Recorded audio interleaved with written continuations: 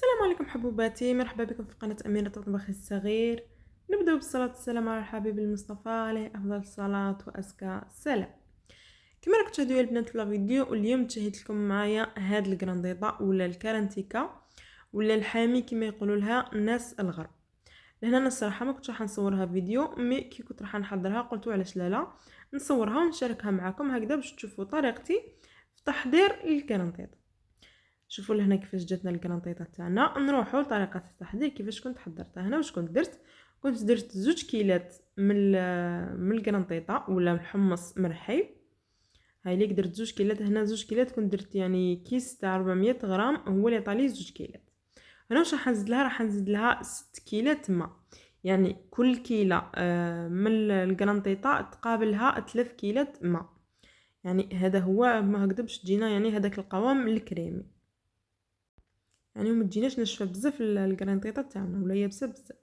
انا واش كنت زدت لها فنجان اتاي من الزيت، وكنت زدت لها مغرفه صغيره ملح، وراح نخلط هكا شويه بالفوي، ومن بعد نكمل نخلط بالميكسر. يعني نخلطو هكا غير شويه بالفوي هكذا باش هذاك يعني كي نبداو نخلطو بالميكسر ما يبداش يطاير علينا. هاي ليك. وهنا راح نجيب الميكسر تاعي نبدا نخلط. وهنا الهدف من الميكسور تاعي شنو راح يدير لي هذا الرغوه اللي راكم تشوفوا فيها. يعني هذا الرغوه مهمه تاني في الكرانطيطه باش تجينا خفيفه ويعني وما تجيناش مدكسه.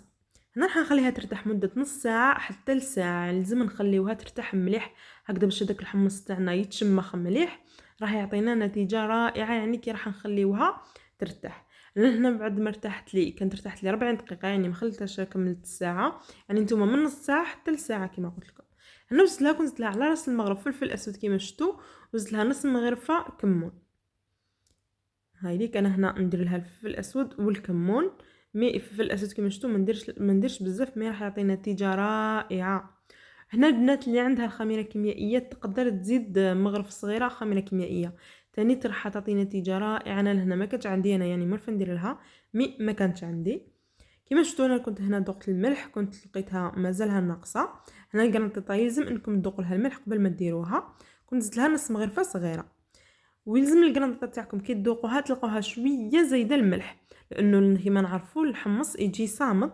كي نذوقوا نلقاوها شويه زايده الملح هكذا، يعني من بعد هذاك الحمص راح يتشرب الملح وراح تجي معتدله كي طيب.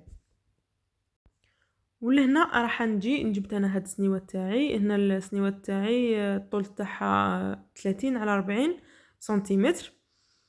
هاي ليك. وراح نجي نفرغ يعني هنا سنيوه نتوما واش حبيتوا. الا كنتو حبيتوها تكون عاليه ديروا سنيوه تكون شويه صغيره، حبيتوها رقيقه ديروا سنيوه تكون شويه كبيره. هاي ليك. هنا راح ندخلها الفرن تاعكم لازم يكون على درجه حراره جد عاليه. الا كان عندكم الفرن يشعل من الفوق ومن التحت احسن واحسن، والا كان عندكم الفرن يشعل غير من التحت ومن بعد يشعل من الفوق، شعلوا لها من التحت وخليوها واحد 10 دقائق فقط من التحت، وعاودوا شعلوا لها من الفوق خلوها تكمل الطيب تاعها كامل من الفوق. من الفوق راح تدي لكم واحد النص ساعه حتى 35 دقيقه هكذاك. هاي ليك هكذا باش يعني مديرناش هذيك الطبقه اللي خشينا من تحت، لانه السر تاع الكرانطيطه كامل راح يكون في الطياب. هنا شوفوا بعد ما خرجتها شوفوا النتيجه اللي تحصلت عليها. هاي ليك شوفوا القوام اللي تحصلنا عليه مع الكرانطيطه تاعنا.